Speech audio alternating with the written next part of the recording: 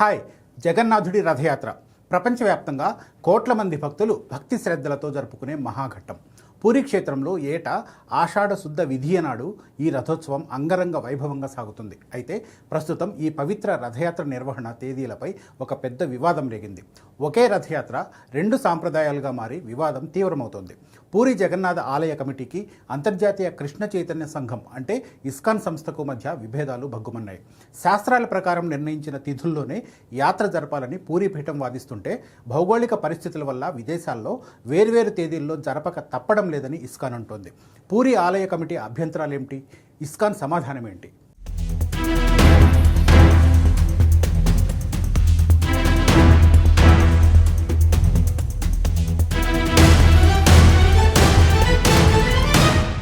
పూరీ జగన్నాథుడి రథయాత్ర నిర్వహణపై గత కొంతకాలంగా సాగుతున్న వివాదం ఇప్పుడు ముదిరి పాకాన పడింది. Shri Jagannatha temple managing committee ISKCON సంస్థపై తీవ్ర ఆగ్రహం వ్యక్తం చేస్తోంది. సాంప్రదాయ క్యాలెండర్ వెలుపల వేర్వేరు తేదీల్లో రథయాత్రలను నిర్వహించడం ద్వారా ఇస్కాన్ పవిత్ర గ్రంథాలను ఉల్లంఘిస్తోందని ఆలయ కమిటీ ఆరోపించింది. ఇస్కాన్ ప్రతినిధులతో పూరీ ఆలయ యంత్రాంగం జరిపిన చర్చలు విఫలం కావడంతో ఈ వివాదం మరింత పెరిగింది. తమ పాత పద్ధతిలోనే ప్రపంచవ్యాప్తంగా రథయాత్రలు కొనసాగిస్తామని ఇస్కాన్ స్పష్టం చేయడంతో వివాదం ముదిరింది. ఈ వివాదం తీవ్ర రూపం దాల్చడంతో గజపతి మహారాజా దివ్యసింగదేవ్ రంగంలోకి దిగారు.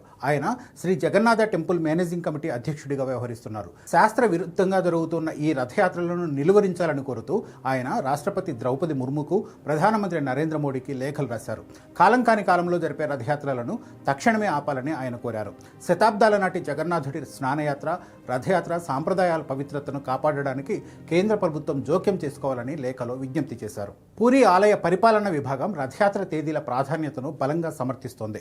రథయాత్ర నిర్వహణ సమయం అనేది కేవలం సౌలభ్యం కోసం మార్చుకునేది కాదని స్పష్టం చేస్తోంది. స్కంద పురాణంలో భగవంతుడు స్వయంగా నిర్దేశించిన దైవిక ఆదేశం ప్రకారమే నడుచుకోవాలని పూరీ పీఠం వాదిస్తోంది.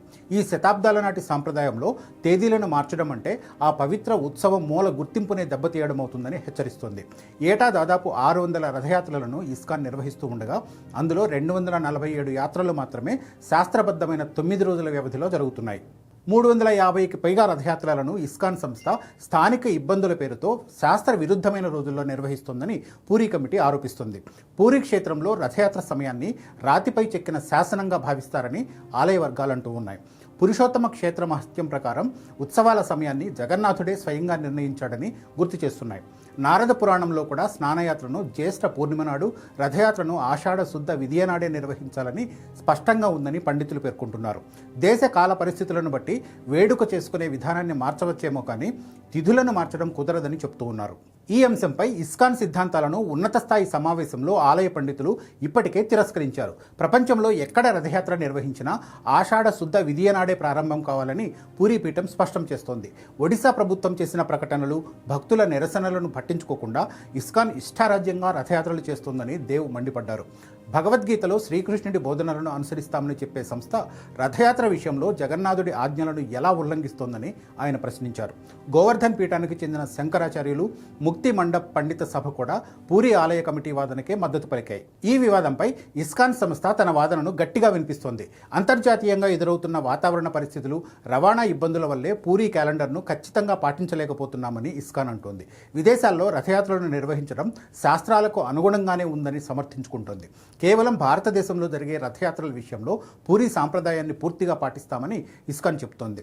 వివిధ సంప్రదాయాల మధ్య సమన్వయం సాధించడమే తమ ఉద్దేశమని ఇస్కాన్ గవర్నింగ్ బాడీ స్పష్టం చేస్తోంది.